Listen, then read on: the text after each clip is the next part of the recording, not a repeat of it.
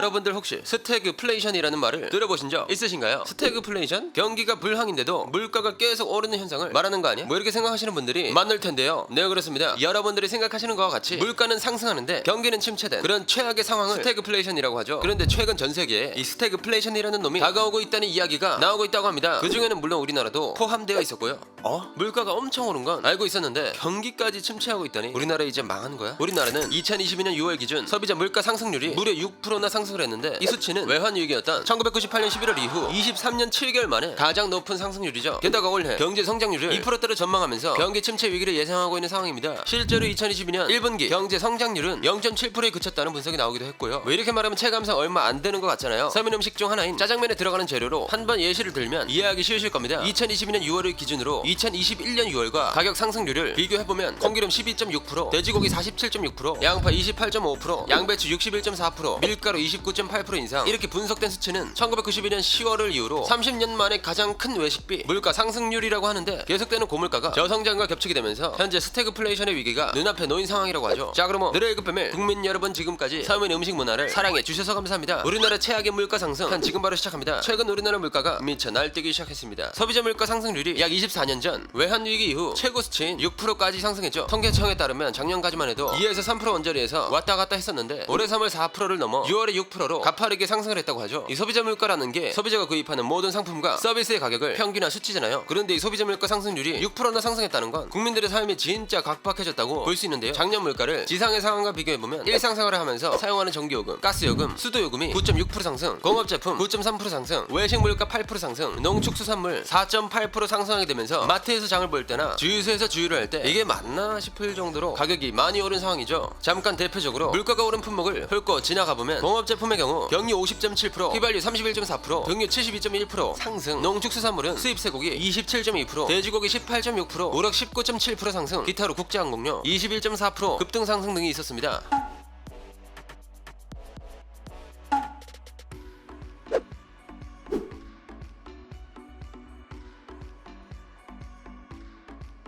아니, 이거 너무 비싼 거 아니에요?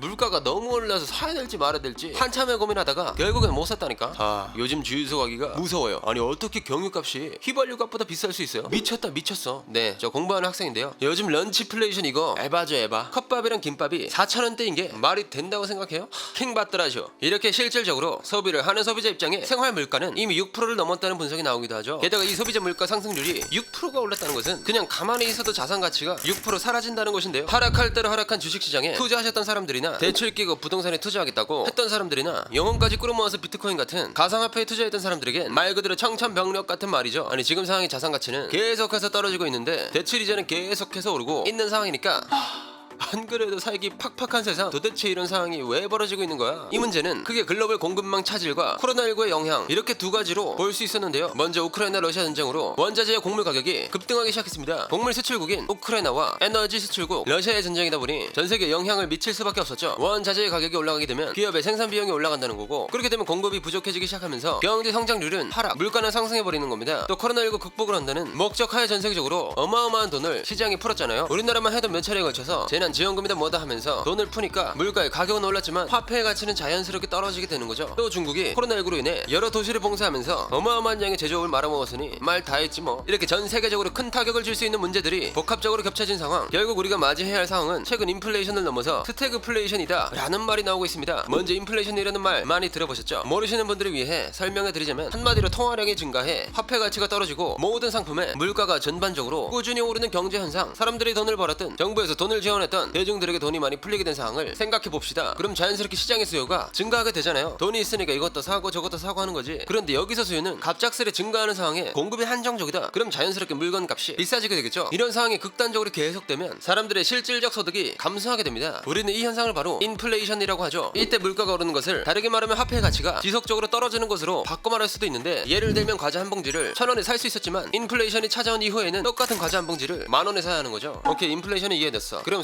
스태그플레이션은 도대체 뭔데? 그게 그렇게 위험한 거야? 뭐 이 스태그플레이션을 알고 계시는 분들도 많을 것이라 예상되지만 모르시는 분들을 위해 잠깐 설명하고 넘어가자면 쉽게 말해 경기는 침체되어 있는 상황인데 물가는 계속 오르는 현상, 즉 저성장, 고물가 상태라고 이해하시면 될 것 같습니다. 그러니까 뭐 그냥 최악의 상황인 거죠. 보통 경기가 침체하면 소비가 줄어들게 되면서 물가가 떨어지고 반대로 경기가 호황이면 소비가 늘어나게 되면서 물가가 올라야 정상인데 이 스태그플레이션이라는 놈은 경기 침체 물가 상승이다? 이건 선 넘었지. 좌측 늑골 우측 늑골을 한 방에 호들에 때려버리고 있는 상황이니까 게다가 뭐 인플레이션이나 디플레이션이 오게 된다면 해결할 수 있는 방법으로 기준금리를 올린다거나 시장에 돈을 풀거나 이런 방법이 존재하지만 이 스태그플레이션이라는 놈은 두 마리의 괴물을 동시에 잡아야 하는 상황이다 보니 최악 중에 최악이라고 할 수 있는 거죠. 아니 이렇게 양쪽 늑골을 동시에 맞게 되면 굉장한 데미지가 있다는 건데 우리는 이걸 어떻게 체감할 수 있는 거야? 먼저 이 스태그플레이션이 오게 되면 우리의 카드 값에서 체감을 할 수 있을 겁니다. 두근두근 설레는 월급날이 찾아와 잔고를 확인해 봤는데 어라? 월급이 줄었네? 아니 하면서 장을 보러 갔는데 가격이 다 올라가서 결제할 때 손 벌벌벌 떨게 되는 이런 상황을 맞이하게 되는 거죠. 그렇게 되면 사람들은 소비를 확 줄여버리고 기업들 입장에선 사람들이 돈을 안 쓰니까 생산을 줄이겠죠. 근데 또 기업에서는 어떻게 해서든 이윤을 남겨야 하니까 물가를 올려야 해.